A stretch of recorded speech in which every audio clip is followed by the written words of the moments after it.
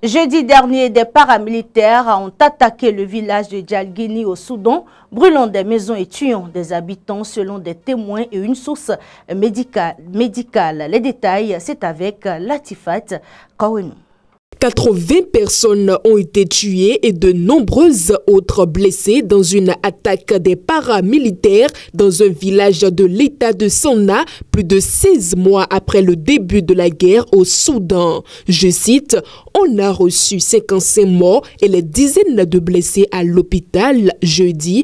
Parmi eux, 25 ont péri vendredi, portant le nombre de morts à 80. » Fin de citation, a déclaré ce vendredi à l'agence France Presse une source médicale travaillant à l'hôpital du village de Djalguini. Je cite de nouveau, hier matin, 3 véhicules armés ont attaqué Djalguini. Les habitants ont résisté, provoquant le retrait des paramilitaires qui sont revenus avec des dizaines de véhicules. Fin de citation, a affirmé à l'AFP un habitant de Djalguini transportant son fils blessé à l'hôpital. Je cite, « Ils ont ouvert le feu, brûlant des maisons et tuant un certain nombre de personnes. Certains cadavres jonchent encore les rues du village. » Fin de citation, a-t-il ajouté, notifiant que depuis la fin du mois de juin, les paramilitaires contrôlent Senja,